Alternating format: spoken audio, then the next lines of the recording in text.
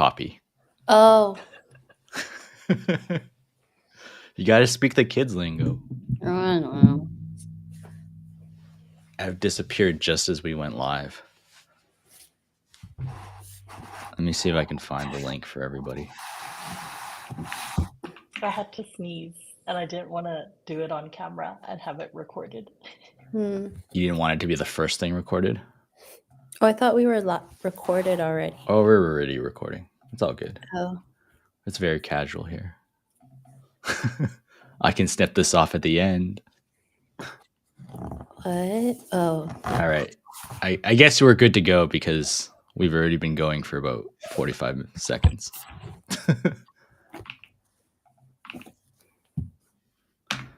All right. Everybody good? Makeup's done, etc., etc. Yeah. Nate says so fancy. All right. So let's properly introduce ourselves and bow. No, I'm kidding. My name is Sam. Welcome to the first episode, or whatever we're calling these, of Family Gatherings. I'm joined today by Jessica and Evelyn. Say hello. Hi. Hi. Yes. Ooh, we see the comments right from YouTube. So I guess, but as we get started, I want to talk about also people that weren't here today. So I know I've had a bunch of people who ask me, like, who's actually in our English congregation committee. Jessica, do you want to list up the names? Because I don't remember them off the top of my head. Okay. So it's myself, Jessica, and then there's Sam, and then there's also Joanne. We have Duncan, who is a sit-in member, and then we also have Doug and Howard, who are I don't know if they're necessary members, but they're part of the meetings because they're the pastors of the youth and of the English congregation. And then we also have Evelyn, who is the English department deacon or English ministry deacon. What's the official title? We need cooler names. And then we also have Lavelle, but she is currently on maternity leave until later in the year, I believe. So yeah, that's the leadership team, the English congregation. Awesome. Yeah, so throughout this year, we'll kind of rotate different bodies on. I think it's really whoever's available and doesn't have a family dinner. For these meetings. These meetings. Yeah. So we'll try and pop on every month just to talk a little bit about what's going on at our church, what's going on in our ministries. But we came up with this. Ev, were you there for the first family meetings? I can't remember. Were you the one who started it? When we started calling it a family meeting? Sure. Probably. I guess so. Yeah. What was that about? Just want to dig deep. I wasn't there.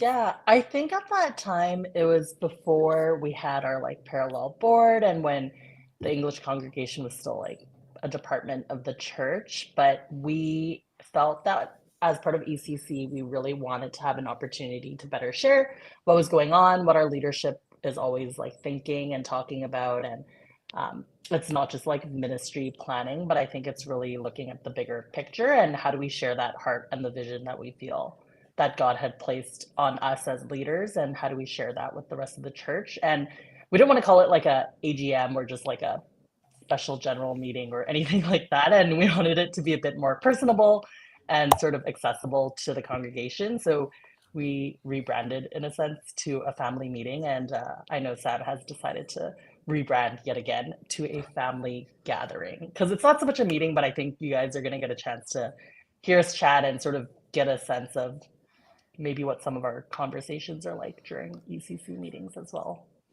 Yeah, I'm not a huge fan of meetings, as you guys know. But it's funny because even before I attended Lord's Love Church, I did see that there was a family meeting thing somewhere. It was on Zoom, right? And it felt like this funky exclusive club that Like It was share state pre-Zoom secrets. getting big, like pre-COVID, pre-Zoom being official, and I was trying to make us fancy by having an online option, online and in-person option. I was very impressed with myself. I like how you're impressed with yourself working on tech stuff when you work in tech. But I don't do that stuff. I don't know. Fair. It felt But very advanced back then, before live definitely have streaming it in you. was real. Yeah, so like when I talked about trying to bring this back, like it was really motivated by like I like how like the things we share even within our ECC meetings or even the conversations that we have could be after church, could be during something. And I really find those moments are where I see the most testimony of Jesus walking through each of our lives. And this is kind of like a very, very small way to try and bring that conversation more publicly, and involve more people in it. So this way, like whoever you can watch live, you can comment and follow us along as we just talk about various things. But you can also watch after, like, oh yeah, in that season in March of 2025, like this is what was going on. This is part of our journey and part of our walk. So that's what kind of gets me really excited about what we're doing here. But and then I think one of the things I've learned about LLC, using those words very specifically, is we have like a ton of acronyms, right? So LLC being Lord's Love Church, ECC, or as Siri likes to call it, EC, What? is our English Congregation Committee. Yeah, so little inside joke, like in our WhatsApp group, it's called ECC, right? But when I talk to it on Siri in the car, when I'm trying to message in the car with my voice, not with my hands, because that's dangerous. Do not do that. Public disclaimer. I have to try and find ways so that it would recognize ECC. So I tried to say, "Hey Siri, message X." Oh, wow. It didn't work. No, but I told him you can just say ECC, and Siri is smart enough to know. I So guess don't because know it's why in he all tried to do that. capitals, so they already know it's like an abbreviation of something. Do they know? I don't know. It'd be I'm interesting gonna have to try that again. if it digs into like some sort of other thing and then it ends up messaging this random person named I tried to message Evelyn actually, because it was Oh. E. Yes, he did just message me afterwards. It just went to me. Yes. Anyway, those are car rides with Sam's issues. But one of the first questions I wanted to kind of peel behind the curtain a little bit and talk about what it's like being part of ECC, or English Congregation Committee. Like, do you feel different? I guess this is more headed towards Jessica, because I guess Ev technically isn't. She's our rep. We'll talk about that in a sec. So what's it like? I feel like you get to know more of like what's happening in the background as to why there's different things that's happening or not happening, because then you're part of the discussion and decision-making process, whether or not it's you who's leading it or not. And then being part of ECC, you also gain more understanding of all the connections to the other congregations as well. So potential collaboration or conflict or things that are ongoing that were happening before you joined in. So I think being part of it, you get to be part of the building and navigating leadership side. And you also get to, even though I know each of the different people of the English Congregation Committee individually for like numerous years or more than a few years, I feel like doing this, similar to when you serve in other teams, you get to know them a little bit more or in another facet, because you get to see them exercise or lead their specific kind of giftings in different fields. So yeah, if anything, you get to spend more time with your fellow members of the church, but also be a part of the leading, decision-making, navigating. So it's really insightful being part of the English Congregation Committee. Do you feel like we have like a lot of state secrets in there? I think there's not necessarily secrets, but I feel like that's something that like we're all discussing it within us. And then as a committee, we've been learning about how we can better communicate that to the wider audience.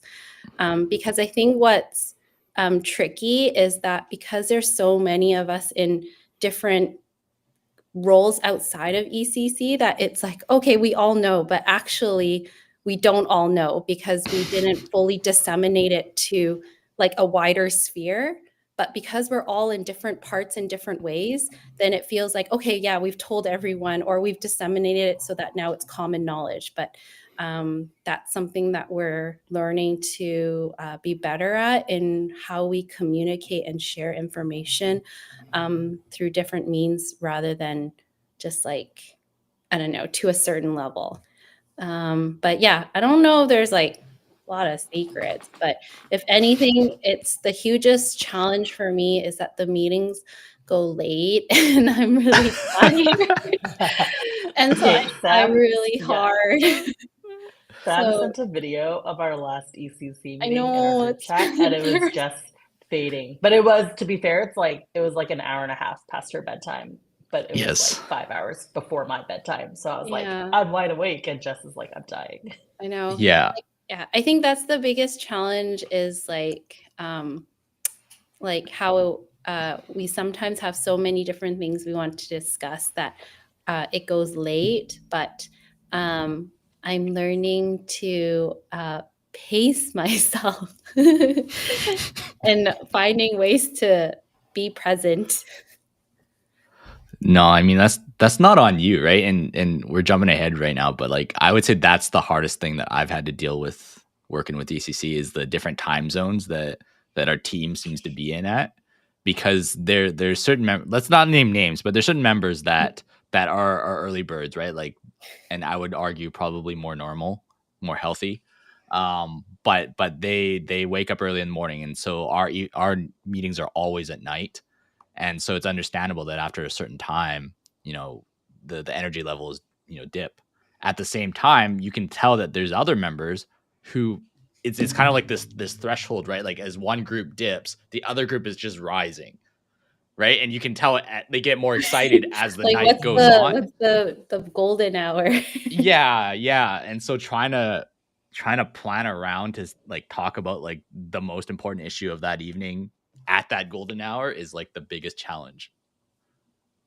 Yeah. We all And try our I feel like there's just so many things that we want to talk about. And I feel like even we're trying to be mindful. So it's like we only meet once a month. But how do you talk about the state of the church and where we need to go and what God's doing for so many different people and so many things in just like one session once a month? So I feel like a big encouragement is also like, how do we get to have those conversations outside of just those meetings or with other people and not just like stuck in our little ECC late hour bubble?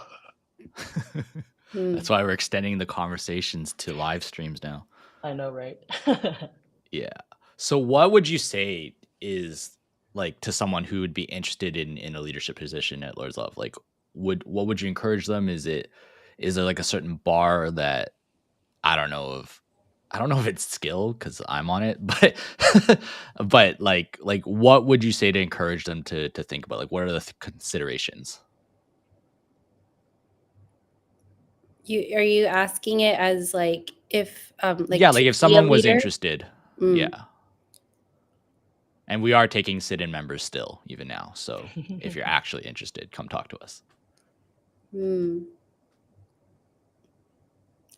I feel like, from my opinion, the story I always share is when I joined ECC, I always just think about how young I was. And I was like still in university. I must have been in like second or third year. So I would have been what, like 20, 21, and then somehow got the opportunity to step in as department head. And I think it's just a signal of like age really doesn't matter, and you can either start really young or you can start later in life as well. But I think what I leaned into as I sort of made that choice to join ECC or to be more in a leadership role was like, I think I just cared a lot and I just wanted to support in whatever way that was. And all the other pieces of just like the leadership skills and whatnot, you can learn that from all the bajillion like trainings and conferences and like books and things like that. But I think if your heart's not really in it and if you don't actually care about the church or care about the people, then that doesn't really make sense. But if you have that desire to serve in that way and just to help make the church be what it could be and sort of just to like give God glory in that way, I think that's what I really saw it as. And you just never know what's going to happen once you jump into the leadership role. So I think that's sort of like my spin on it and what I would say to someone thinking about it and saying like, hey, I don't have the skills or I feel too young. But if your heart is in it, I think that's what really matters. Yeah, it kind of goes back to those commandments for me, like love God and loving your neighbors, right? And if you have those two things, like I wouldn't necessarily say like the skills, your age, your experience, like that is, I wouldn't even say secondary, but just I don't know, thirdly, what's the word? Like it's not important, right? Like it is important to understand, like, you know, I'm organized or I'm disorganized, like understanding things about yourself. Um, but I would say all those kind of are just not in the picture compared to, you know, we're doing this because we love our community and we want to help different individual members of our community grow in Christ. And we're here because we're kind of following our obedience to God. But so on that note, I want to switch lanes a little bit and move to Deacon Evelyn. Um, because because well, like this is your I think first year it's as a deacon. deaconess. I Sorry, don't actually sorry. know if that's the It's real like word. Don't Baroness, Deaconess. don't call me that. Yeah, don't call me that. It's weird. All right, can we spam some Deaconess in the chat, please? Sorry, go ahead. What's the question? What are you Well, trying to you ask? have the questions. Like let's peel behind the curtain. We give the Just questions pretending. beforehand. I'm not just rambling here.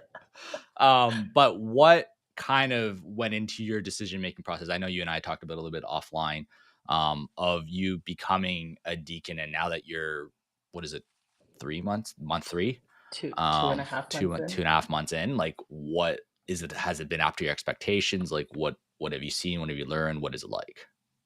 I know that was like 5 questions in one.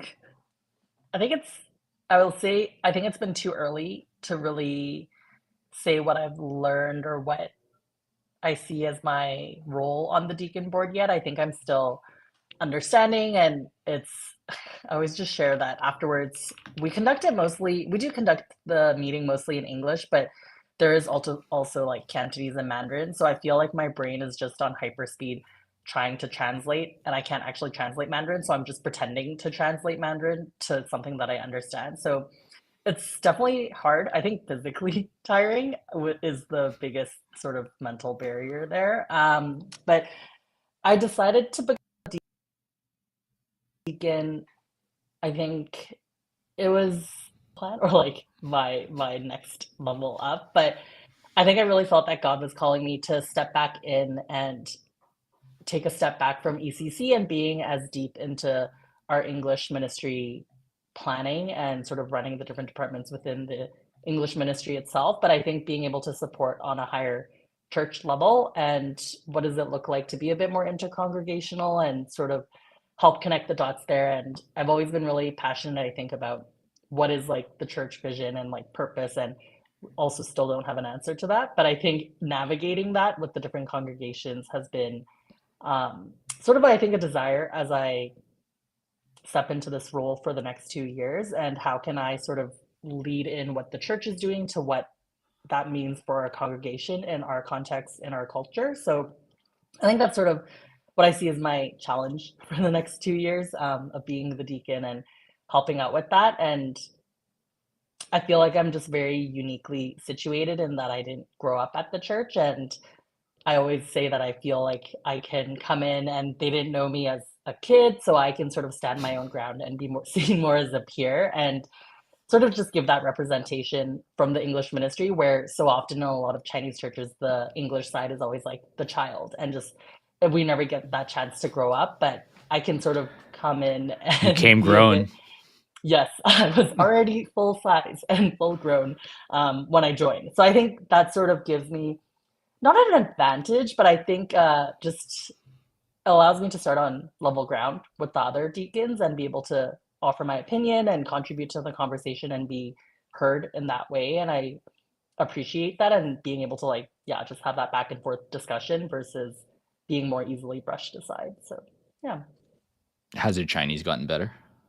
no, it's so hard. I'm gonna try Google Live Translate next time for the Mandarin. That's like gonna be Yeah. my attempt to see how well technology supports me. So for context, for those that have never been in a deacon boardroom at Lord's Love, like there's folks that are from Mandarin congregation. There's folks that are obviously from Cantonese congregation. There's folks, Ev in English congregation. And while it is supposed to kind of primarily be in English, especially when things get excited, we kind of revert back to whatever our mother tongue is. And I've sat in a room where it's like all three languages are blaring. I don't think anybody understands each other. It's not like a fight or anything, but it's just it's kind of a scene to foresee. Um, so that's what we're talking about in terms of being physically tired. Just just kind of feels like a walk in a night market sometimes. I wanted to draw our attention. I have a graphic prepared. Does this work? Whoa. Ooh, has my PNG file on it.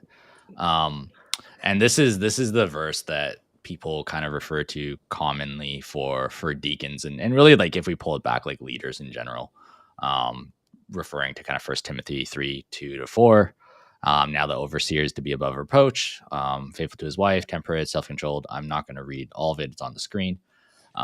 But I think anybody in any position of leadership at a church, at any level, whether you're a small group leader, or worship leader, etc., like you might have come across this verse. Now, does for both of you, I guess, does that make you feel like there's a burden, or is it a responsibility? Like, how does this kind of make you feel, just individually as leaders?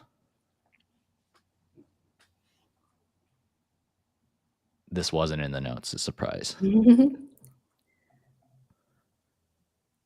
Jess, do you have any thoughts? I find that there's certain words in here that I was like, oh wow, it's make it seem, or implying that we need to be like on another level, because it's like is to be above, and then it's like he must manage, and it's like he must do so. So it's very imperative, the language. So I feel like that's tricky, in that, yeah, we need to be like examples, I guess you can say, but not to the point where it doesn't mean that we're flawless. Like, we strive for this, but we're not flawless. If Yeah. that makes sense. No, I think my thoughts are very similar to yours in that, like, I think above reproach kind of really sticks out to me. Just because, again, is the above, but also, like, I don't really know what reproach means. Uh, if we're talking seriously about vocabulary, but it's this idea that, like, it sounds like as leaders we're supposed to be perfect, but like obviously we are not. We still sin, and we still have to ask for forgiveness, all that kind of stuff. But it's this idea that we're able to be responsible and confess, right? And I think the idea is that I wouldn't say let this stop you from trying to be in a leadership position if you're being self-critical or whatnot. But we're trying to strive to be more like Christ, right? But I Yeah. can see it where oh, I'm not all these things yet, so therefore I should ignore position X. Yeah, it really makes me think. I feel like at one of our meetings recently, the example sort of came up of like, we were just talking about how like in companies, if a leader or like someone's failing and they're doing poorly, the next step is sort of like you put them onto this performance improvement plan, and then if they don't get better, you like fire them. And then I was saying though, at church, that's not what we do to our leaders or to our people, right? Like we offer them the chance to extend grace and to sort of forgive and allow them to confess, and sort of being able to offer grace both ways, whether to the leaders, to ourselves, and being able to just like try again. And I just think grace is so important in this context of like leadership, whether that is for each other. Like, yes, there is this burden and so much responsibility, and we have sort of God's people in our hands, but God extends us grace, and how do we show that to ourselves and to others as well? I think that was something that I was just thinking about as I looked at this as well. Yeah, and I remember another facet was like the restorative piece. It was like, oh, how do we restore those people? And then and I think that's something that usually we don't always consider. It's kind of like a forgotten piece. That's our current series, right? Hearts of Stone, Yeah. which is talking about restoration for our Sunday services. Great segue. Good plug. But moving off leadership for a second. So one of the things we're doing that's unique this year is we have a theme, and the theme is called Anchored in Truth. And that's based on 2 Timothy chapter 3. So it's not related. It's just a coincidence that they're both Timothy verses, both chapter 3. And so that's 2 Timothy chapter 3, verses 14 to 15. And this is the first time, at least for my time here, that our congregation has had a theme. But like, what does it really mean to have a theme as a church or as a congregation? Or at least from your guys' perspectives? Well, I think like the idea is for all of us to move forward with a similar vision and goal in mind, and how we want that to guide our decision making and like planning for the different ministries and such. I got that sense when we had our church-wide leadership meeting a few weekends ago, where we discussed in our different departments as well as the different congregations about kind of the implications of this theme verse, as well as like what our kind of goals are for the year, as well as reflecting on past years. So yeah, really the idea of like, how are we like really anchoring us in not only a truth, but the truth. Something that really stood out to me is that right now we live in this current age where there's so many different types of truths, right? Like your truth, my truth, right? But then it's like, how do we really ensure that we're anchoring it in the truth, which is scripture, the holy scriptures, and in God and such. So kind of, even though we're all these different congregations and all these different departments and all these different subcommittees, how do we kind of go back to essentially the core of everything, of why we make these decisions and why we do these different ministries, and how does it align with the truth? So I feel like having a church theme and a church theme verse unites us all in reminding us that we're one church along with the church, and like we're moving forward even though we might be doing all these different things. So yeah, it kind of makes me think of that and kind of focusing, honing in on what we're doing throughout the year. Cool. Anything to add to that, Evelyn? I think one thing that's cool is like in the previous years, for as long as I've been at Lord's Love, the Cantonese congregation has always had like a little theme banner, or there's sort of one that's like floating in the sanctuary and we never really look at it. And this year, with it being sort of our first year having one across Cantonese, English, and Mandarin, and I think we've also tried to connect with the kids ministry as well. I think one thing that I really brought out when we were discussing the theme across the different congregations is sort of how we all see this playing out in our congregations. And I think what was encouraging was the fact that we sort of shared similar struggles in terms of the other congregations also spoke of like how do we really ensure that our members are rooted in the word and they are in a sense back to the basics of their faith and are really um, have that strong foundation so that they don't burn out so that they just have a strong reason why they do things and they're not just serving for the sake of serving. And it was just interesting to hear that that was consistent across all congregations, that we have this desire as the leaders to see this theme for our people because it's really going to change their lives and make an impact on just how they get to live life. So I think that was one thing that was encouraging, even though it was sort of, even though we're sharing our struggles, the fact that we have the same struggle and it's not just like, oh, it's not just a me problem or like our problem, but it's like the whole church gets to wrestle through this together and hopefully grow together over the next year as we align with this theme. Yeah, and I've pulled it up on there now, so I'll read this one in full.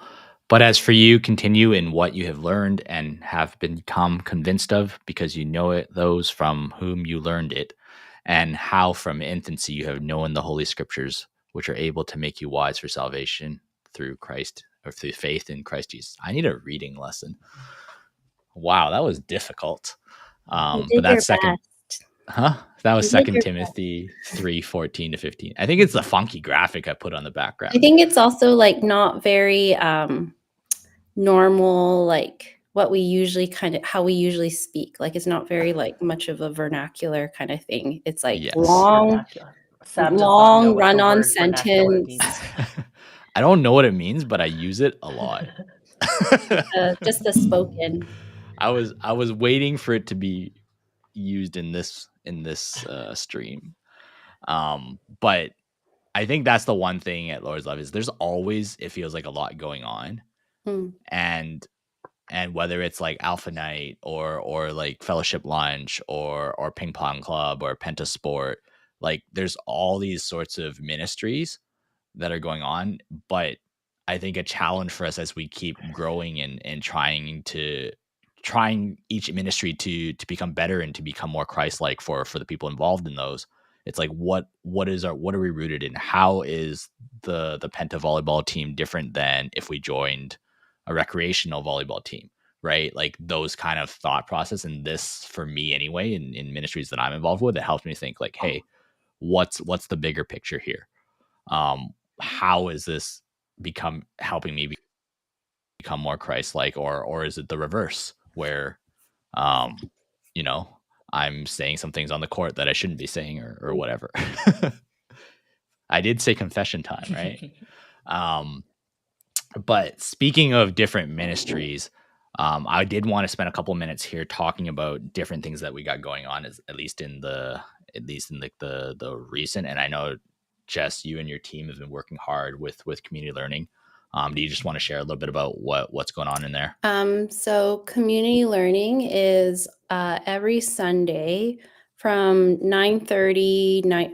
There's a bit of a buffer time of start time, so it's like 9:30 soft start, and we try to get going by 9:45, and we'll finish by 10:45 before the English congregation's like service starts.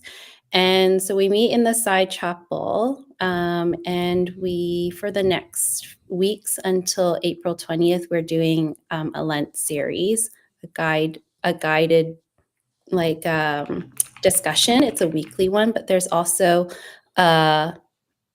what's it called? A daily guide that's provided that you could do on your own. So we're doing that. And then also the Spiritual Formation Committee has been working on ways that our congregation can become more aware of the church theme, but also the theme verse.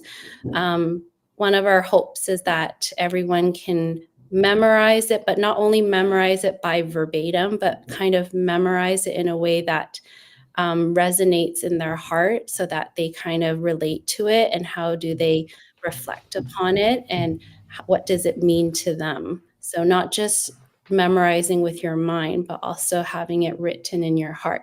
So we're going to have different ways that you can engage with it in different manners, whether it's through visual or through lyrical or whatnot. So stay tuned of ways you can engage. And also, if you want to, you can also share it. So just stay tuned to it. And yeah, just really want to encourage the congregation to consider whether you are new to Christianity or not, to reflect upon what is it that you have learned and what is it that you have been convinced of that has drawn you to be part of this walk with Christ, right? And then to take that next step of like, how then do you also ensure those that are learning also become convinced and learned of and become confident in that. So yeah, so that's kind of what's happening. You can also find more information through the weekly newsletter that Reverend Doug sends out. It has a schedule of the upcoming weeks for the community learning, as well as after Easter, which will be a continuation of our study of the book on Hosea. And there's snacks and And if you're like, refreshments as well at community learning. oh, you should have led with that. So everyone is welcomed. It's okay if you don't come every week. It's just a great opportunity for us to gather and chat and talk about stuff. Sort of like what we're doing right now. Yeah. Sort of like what we're doing right now. And we read the verse. See, that's what I would say is the first step of memorizing is like, can you read the right words in the right order? Very true. Very valid. So if you're at that level, you can join me, and then we'll work ourselves up to, reading it without having it in front of us. My tip for you, Sam, is you can finger point each word as you're reading, so you're tracking it. Because it seems like you're tracking too fast. 1-to-1 word correspondence. Well, I think you don't understand how many tabs are in front of me right now. Anyways, yeah. But always welcome if you have any questions or want to learn more about what's happening. You can always talk to myself or Sam or Evelyn or whomever, and then we can find ways to get the information to you. Yeah. Oh, and, wow. On that, I want to plug our WhatsApp community. Yeah. That we started, I think, earlier this year. It feels like it's growing, and so all the different stuff, which way yeah, that way, yeah. I don't know which camera's mirrored. Yeah, right there, like that. Yeah. Correct. How do they do this? Good try. Oh my gosh, it's there. Freeze frame. Yeah, so we have a lot of different funny conversations going on there. Depending on, we have one for community learning, we have one for our different Penta teams, we have one for all sorts of ministries that are going on. We also have an amazing general chat where everybody chats in there, but nobody really knows what we're supposed to do in there, me included.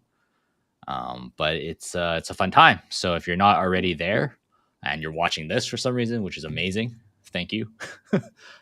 Go ahead and join our WhatsApp community.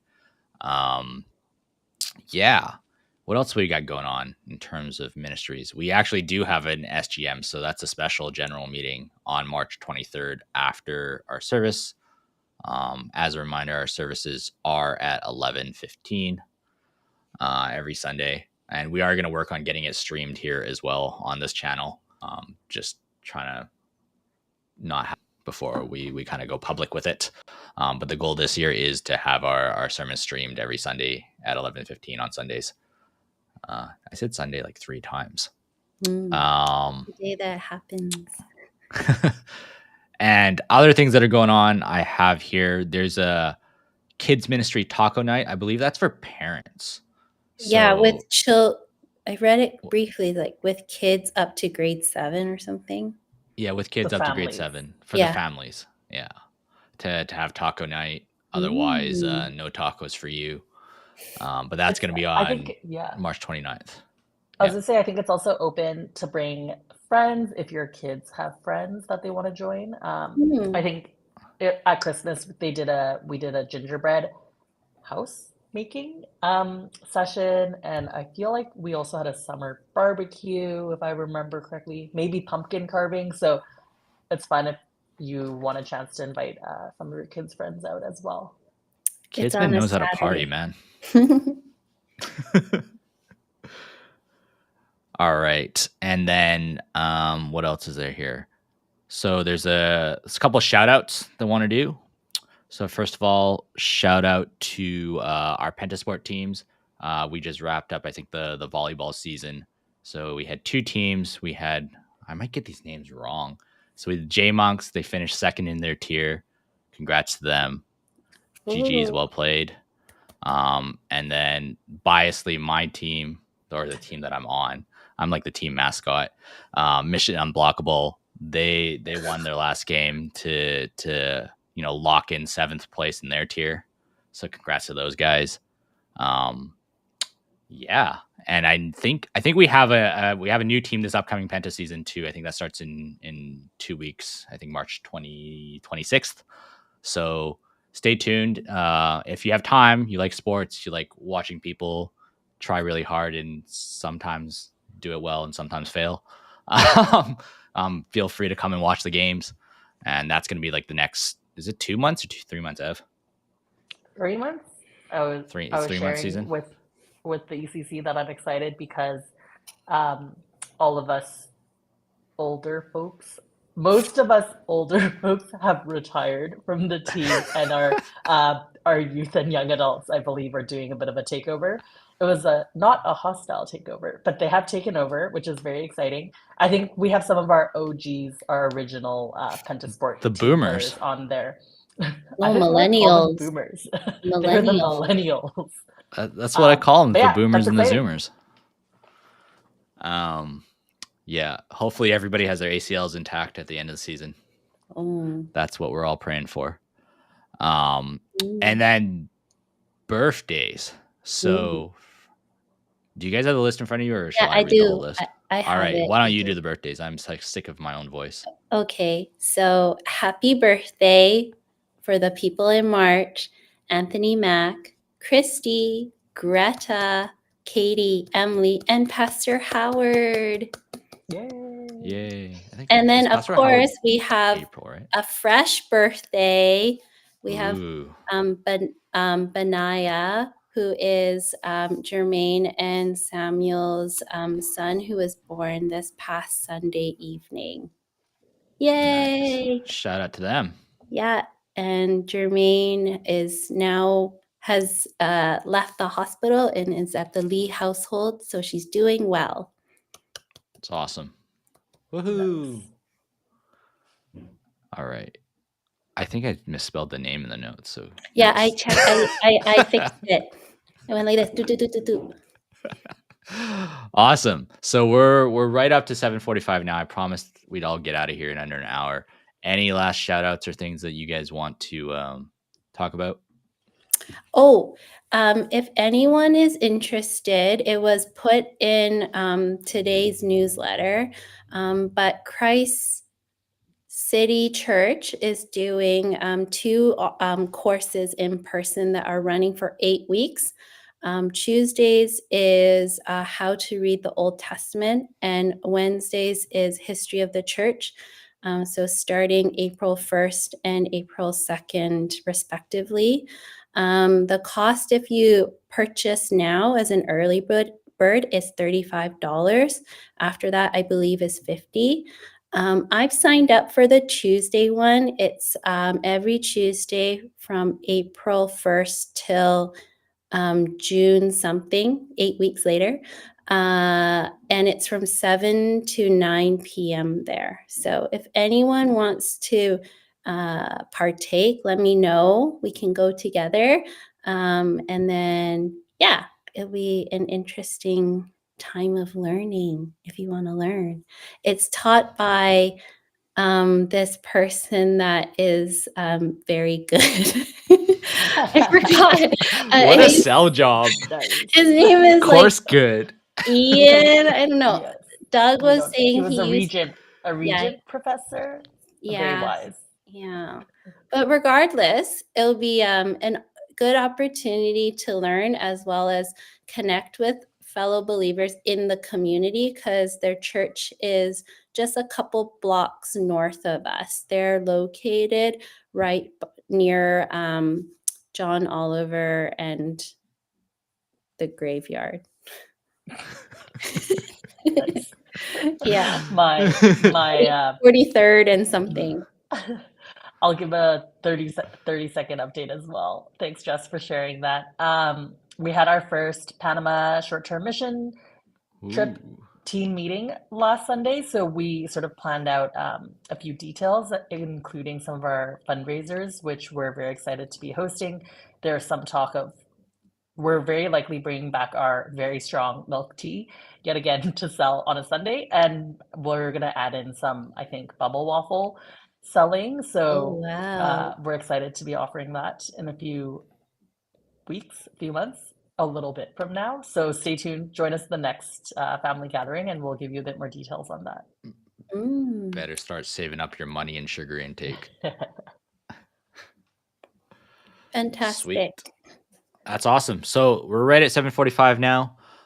If only our ECC meetings were exactly like this, right? Our next family gathering is going to be on April 9th at 7. I guess we'll have to wait and see who joins that one.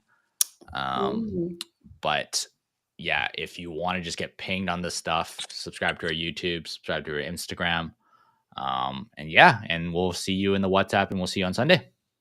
Thanks, everyone. Have a good night. Thank you. Bye.